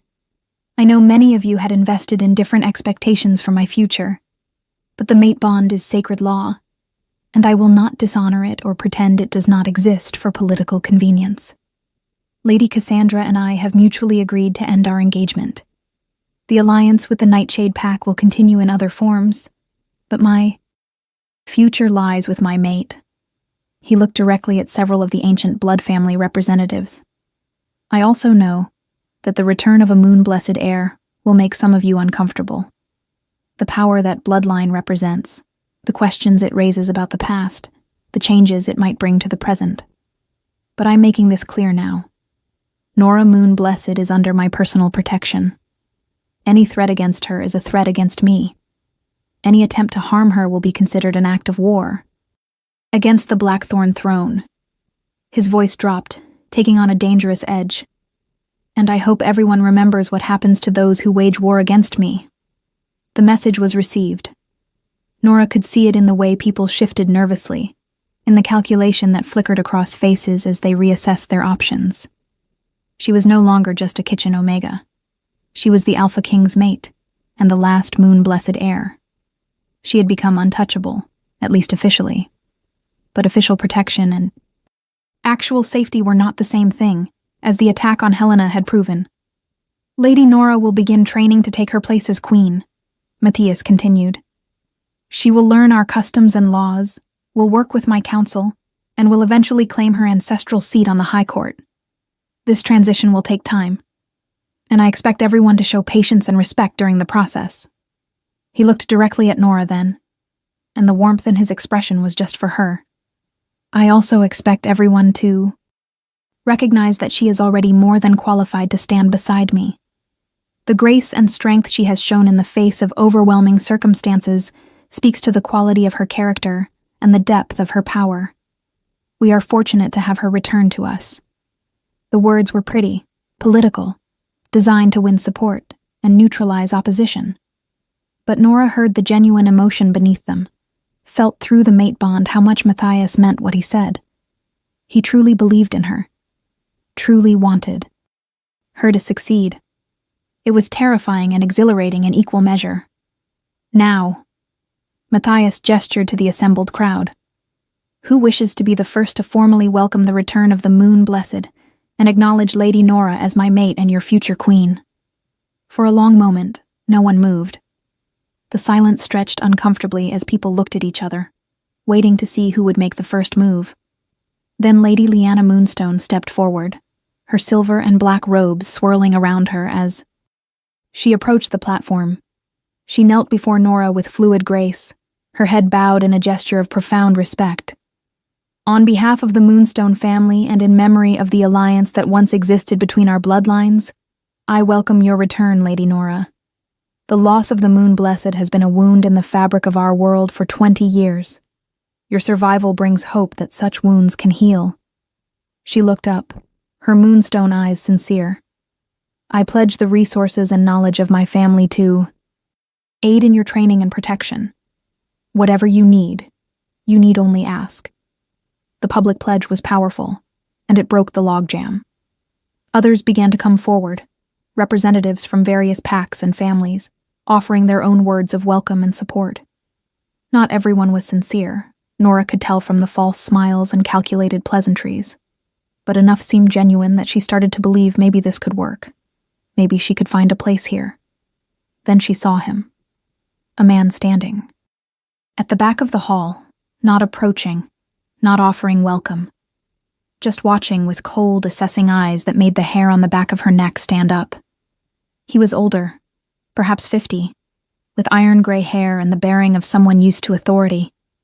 He wore the colors of the Ironwood family, another ancient bloodline, and when his gaze met hers, Nora felt a chill run through her entire body. "Trust no one with ancient blood," her mother's voice whispered. She could not look away from him. Kadam. Not shake the feeling that she was staring at her enemy, even though she had no proof. No evidence beyond instinct and a dying woman's warning. Then he smiled. It was a thin, cold expression that never reached his eyes, and it felt like a knife sliding between her ribs. He inclined his head in a mockery of a bow, then turned and left the hall before the ceremony was complete. Who was that? Nora grabbed Matthias's arm as soon as there was a break in the stream of well-wishers. The man who just left. Gray hair, Ironwood colors. Who is he? Matthias followed her gaze to the empty doorway, his expression darkening. That is Lord Victor Ironwood, head of his family, one of my most trusted military advisors. Why? He was watching me. Nora could not explain the depth of her unease, the way every instinct screamed danger when she looked at that man. And when I noticed him, he smiled. But it was not a welcoming smile. It was something else. Victor has always been difficult, Matthias said carefully. He supported my father's policies, believed in ruling through strength rather than diplomacy. But he has been loyal to me since I took the throne. I trust him with military strategy and border security. You should not. The words came out with absolute certainty. I do not know why. I cannot prove anything. But that man is dangerous. He looked at me like he was measuring me for a grave. Matthias studied her face, clearly torn between dismissing her fear as paranoia and trusting her instincts. I will have him watched, he said finally. Discreetly. If he is involved in something, we will discover it. But Nora, you cannot accuse someone of Lord Victor's standing without evidence. It would tear the court apart. I am not asking you to accuse him. I am asking you to be careful. Nora forced herself to look away from the doorway, to focus on the people still waiting to meet her. Please, just be careful. The rest of the presentation ceremony passed in a blur. Nora smiled, and nodded, and said the appropriate things, while her mind raced with possibilities and fears. That man, Lord Victor Ironwood, had looked at her like a problem to be solved, like an obstacle to be removed. And she could not shake the feeling that he was connected to the symbol carved into her wall, to Helena's attack, to the massacre that had destroyed her family 20 years ago. When it was finally over, when the last noble had offered their congratulations or thinly veiled threats, disguised as concern, Matthias escorted her back to his chambers. Nora collapsed into a chair, exhausted by the performance and the constant vigilance required to survive court politics. You did well, Matthias said, pouring her wine. Better than well. Several of the council members were impressed by your composure. Composure. Nora laughed without humor. I was terrified the entire time. That is what composure is. Being terrified and functioning anyway. He sat across from her. Now tell me more about Lord Victor. What specifically made you uneasy? Nora tried to organize her scattered thoughts. It was the way he looked at me, like he recognized me, but not from today. Like he had been expecting me. And when I caught him watching, he did not look away or try to hide it. He just smiled, like he wanted me to know he was a threat. She met Matthias's eyes. My mother said the traitor has ancient blood. Victor Ironwood has ancient blood. He was old enough to have been involved in the massacre. And he left the presentation before officially acknowledging me, which is a political insult whether he meant it that way or not. All of which is circumstantial. But Matthias looked troubled. Victor has been my military advisor for 6 years. If he is involved in something, he has hidden it remarkably well.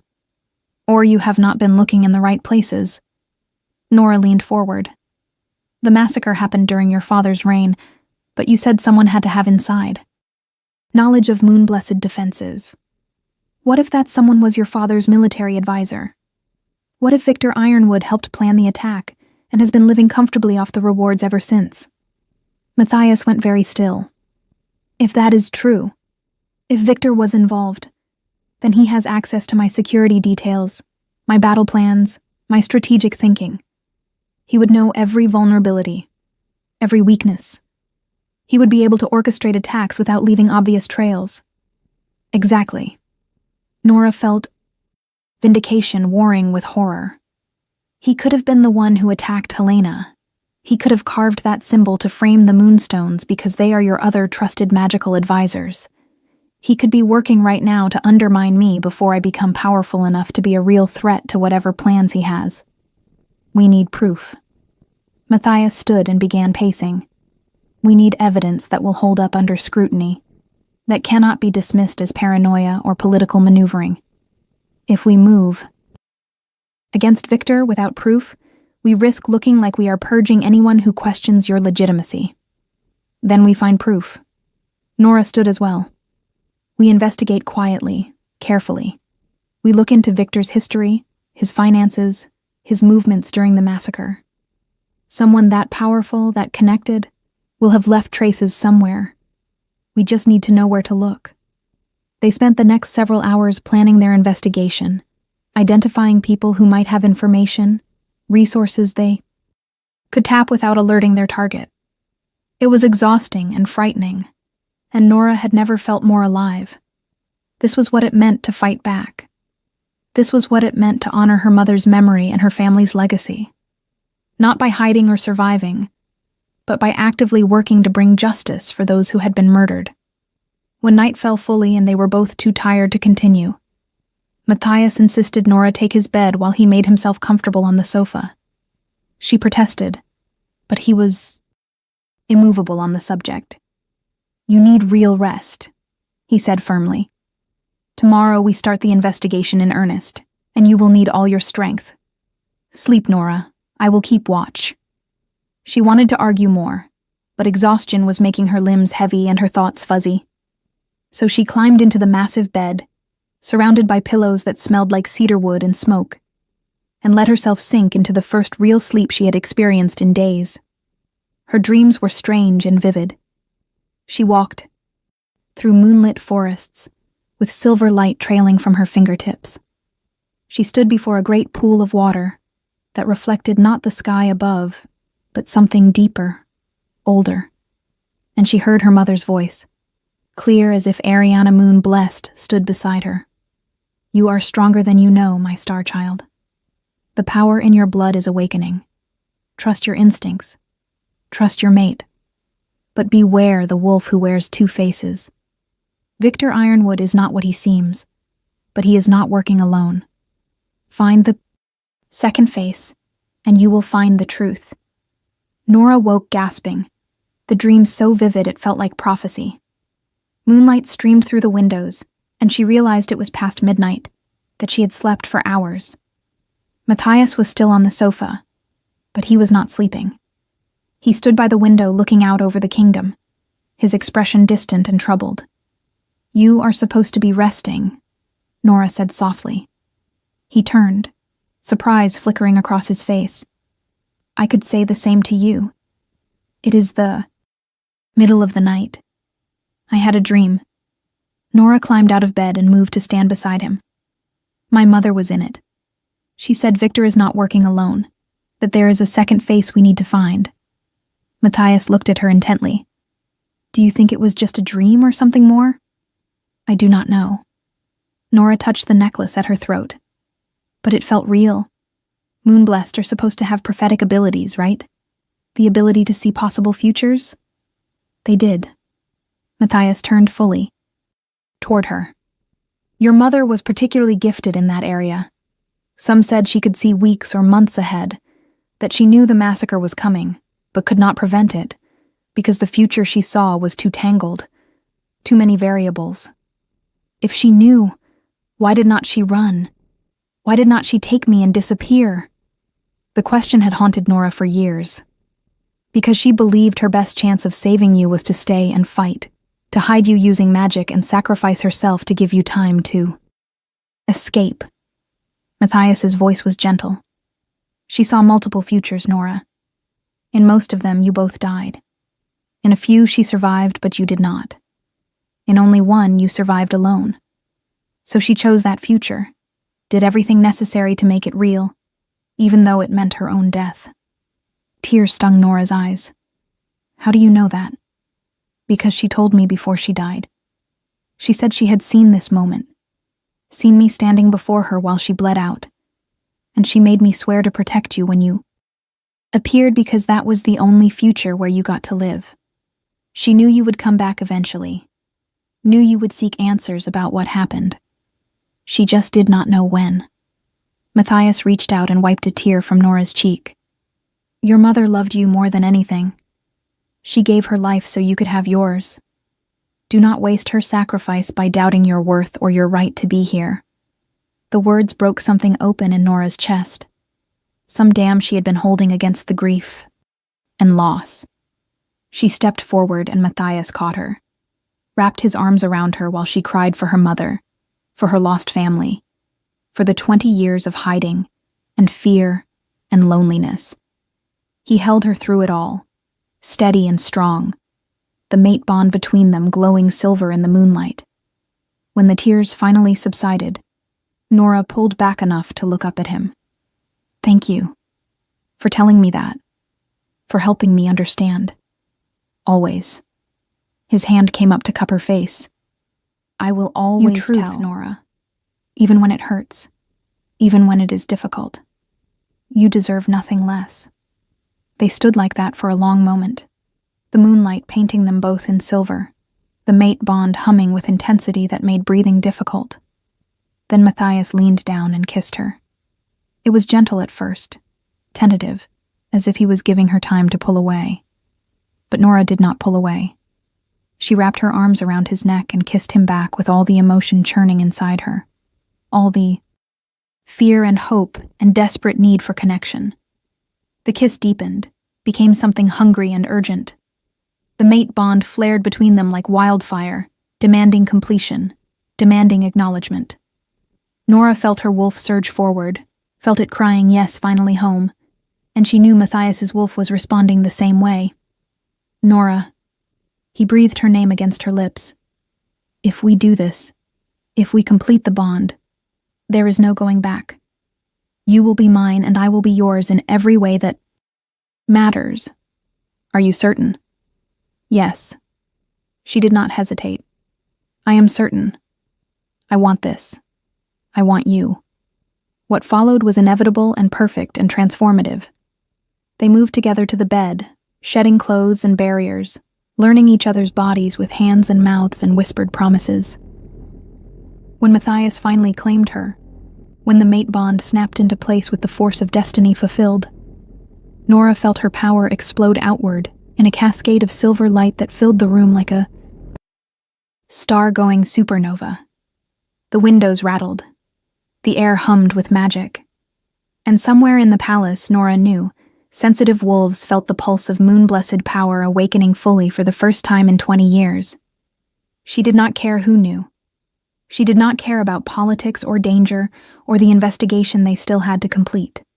In this moment, wrapped in Matthias's arms with their bond glowing between them like a living thing, Nora finally understood what it meant to belong. She was Moon. Blessed. She was mated to the Alpha King. She was home. and she was ready to fight for the future her mother had died to give her. The next morning brought consequences and revelations in equal measure. News of the completed mate bond spread through the palace like wildfire, and the reactions were predictably mixed. Some celebrated the romantic union of the Alpha King and his fated mate. Others worried about the political implications, the shift in power dynamics, the uncertainty that change always brings. But all recognized that something fundamental had shifted, that Nora was no longer an unknown quantity, but a force to be reckoned with. Lady Lyanna Moonstone arrived at breakfast with ancient texts and a knowing smile. "The entire palace felt your bonding ceremony last night," she said without preamble. "That level of power release has not happened in living memory. Your magic is fully awakened now. We need to begin advanced training immediately." She spread the texts across the table.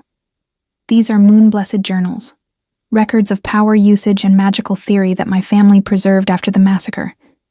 If we are going to help you master your abilities, you need to understand what you are capable of."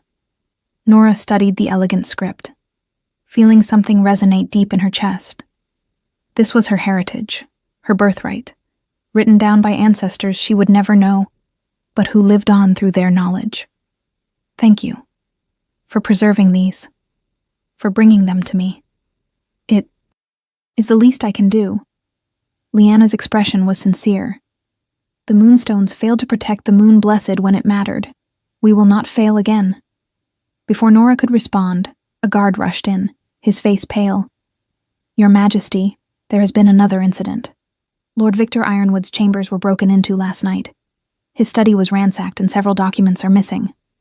Matthias and Nora exchanged sharp glances. "When?" Matthias demanded.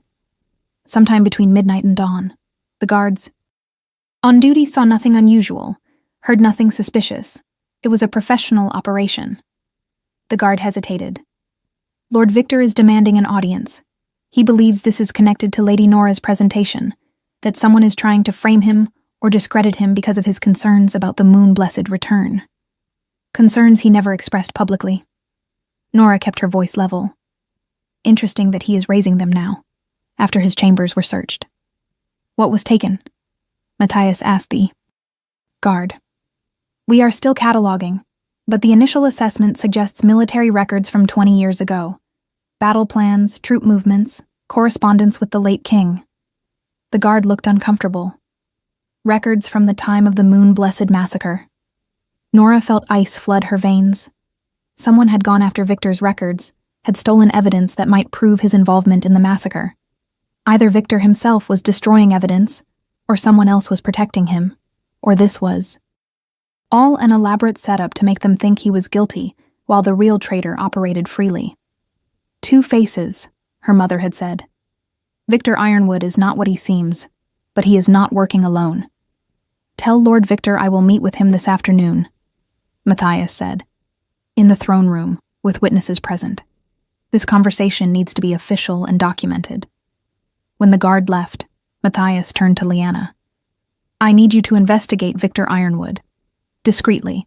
Look into his background, his finances, his connections. If he was involved in the massacre, there will be traces somewhere." "Already working on it."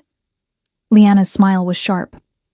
"I had my suspicions about Victor before Lady Nora arrived. His reaction to her presentation confirmed them. Give me 3 days, and I will have everything you need." She gathered her texts and stood. "In the meantime, Nora and I should begin training. The more powerful she becomes, the safer she will be, and the more terrified her enemies will be." Over the next few days, Nora threw herself into training with an intensity that surprised everyone. Under Lyanna's guidance, she learned to call moonlight even in full day, to weave it into shields and weapons and healing light. She practiced until her body ached and her magic reserves were depleted, then pushed herself to go further. She was done being afraid, done being a target. If enemies wanted to come for her, she would meet them with the full power of her bloodline behind her. She also worked with Matthias to investigate Victor Ironwood, carefully, methodically, building a case from fragments and whispers and old records that did not quite add up. They discovered financial transfers that coincided with the massacre, correspondence with known enemies of the Moon Blessed, gaps in Victor's official timeline that he had never explained. But they still lacked the smoking gun, the undeniable proof that would justify moving against someone of his position and power. Then, on the third day, Liana arrived at their chambers with a scroll case that practically vibrated with importance. "I found it." Her eyes gleamed with triumph. "The proof you needed." Victor kept records, detailed records, of his involvement in the massacre. Dates, names, payment amounts, everything. He documented his own crimes because he never believed anyone would dare investigate him. She spread the documents across the table. "He was your father's accomplice in planning the attack. He provided the intelligence about Moon Blessed defenses, coordinated the timing, even personally led some of the kill teams.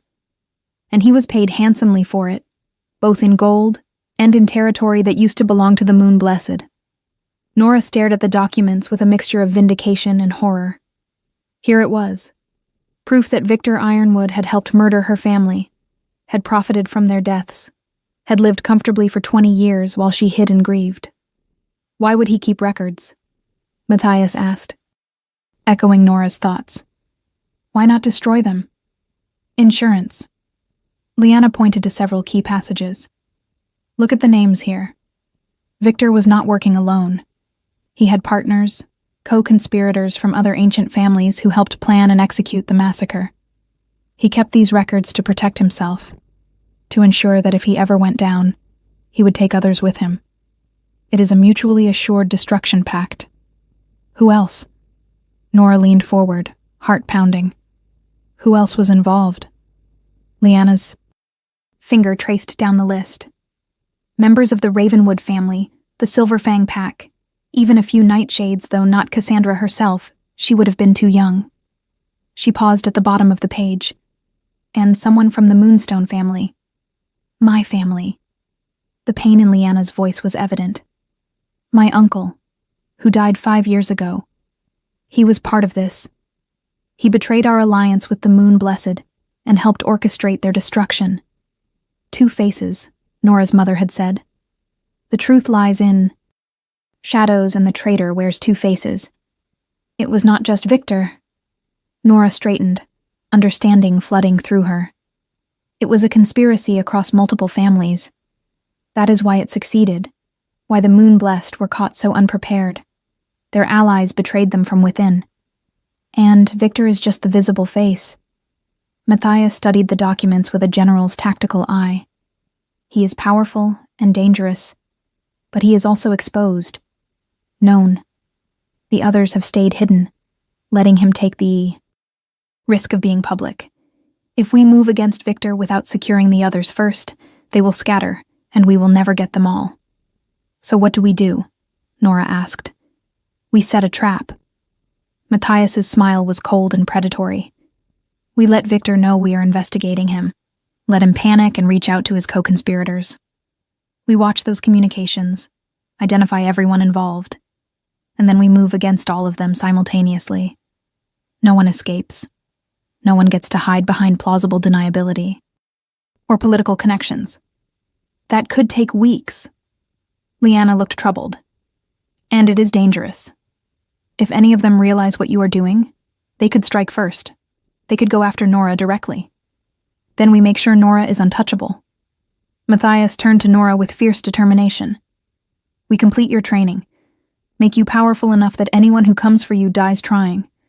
We use you as bait, but bait with teeth sharp enough to defend itself." Nora considered the plan. Considered the risks and potential rewards. Part of her wanted to refuse, wanted to insist on staying safe while others handled the danger. But that was not who she was anymore. That was not who she wanted to be. "I will do it." She met Matthias's eyes steadily. "I will be the bait. I will draw them out and help you catch them all. But we do it my way, with my magic, following Moon-blessed methods. If we are going to honor my family's memory, we are going to do it right." Over the following 2 weeks, they executed their plan with precision.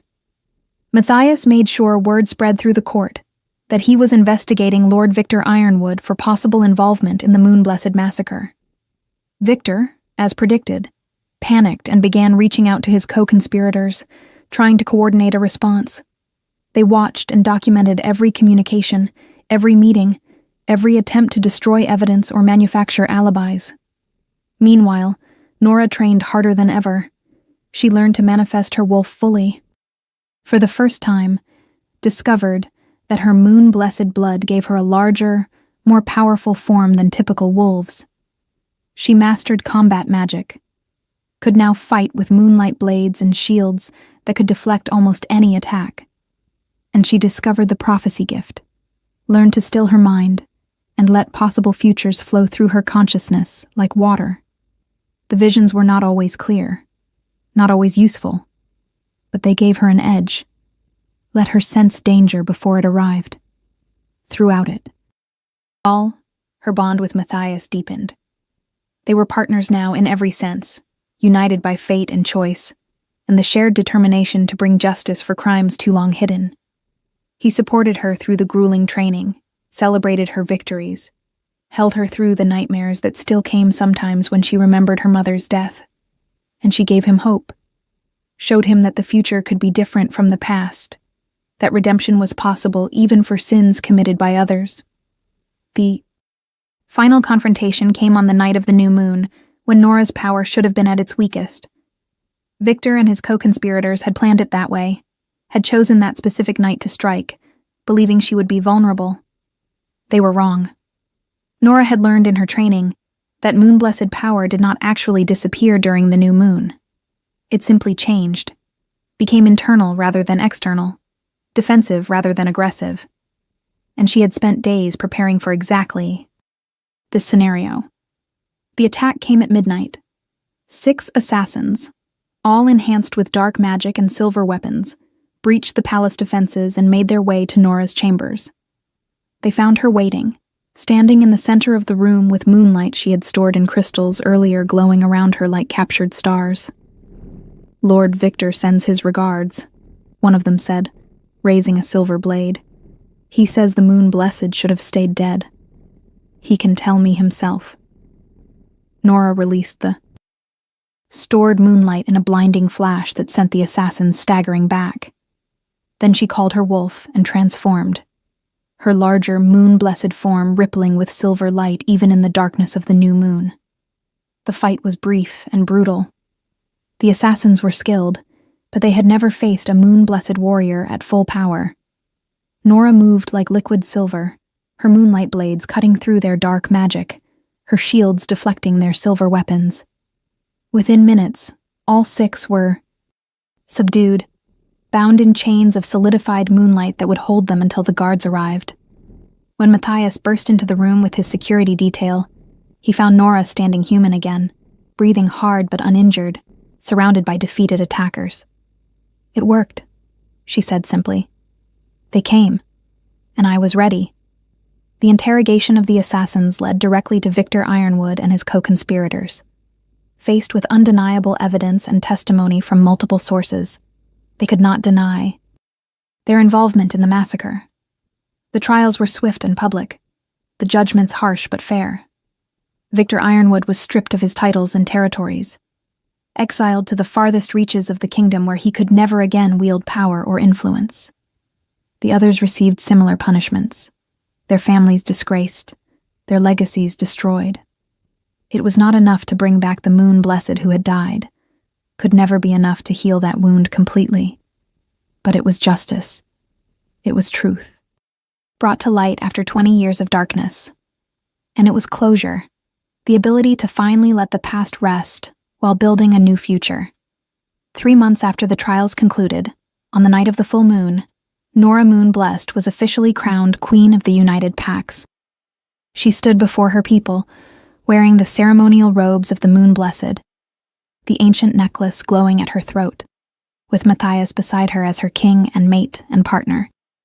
The ceremony was beautiful and solemn, witnessed by representatives from all 5 kingdoms, and blessed by every pack elder who could travel to attend.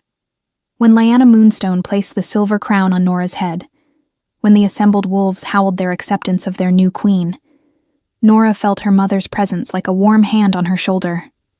"Well done, my star child. You have honored your heritage and built something new from the ashes of what was lost. I am proud of you. Always." The voice faded, but the feeling of peace and pride remained. Nora looked out over her kingdom, over the people who had accepted her despite her rough beginning, and she knew that this was what her mother had seen in her visions. This was the future worth dying for. This was why Ariana Moonblessed had sacrificed everything. Not so Nora could simply survive, but so she could thrive. So she could reclaim what was stolen and build something better from the ruins. The Moonblessed had returned, and under Nora's leadership, they would create a legacy of healing and justice that would endure for generations to come. As the ceremony concluded and celebrations began, Matthias pulled Nora close and kissed her forehead. "How does it feel, Your Majesty? To finally be home?" Nora smiled up at him, her eyes bright with tears of joy rather than grief. "Like I am exactly where I am supposed to be. Like everything, even the pain and fear and years of hiding, led me here to this moment. To you. To us. To this future we are going to build. Together. Together," Matthias agreed. And as moonlight bathed them both in silver, as their bond glowed bright enough for everyone to see, they began the next chapter of their story. Not with fear or doubt, but with hope and love, and the unshakable certainty that they could face whatever came next. Together, they were unstoppable. Together, they would honor the past while creating a future worth believing in. The Moonblessed had risen again, and this time, they would never fall.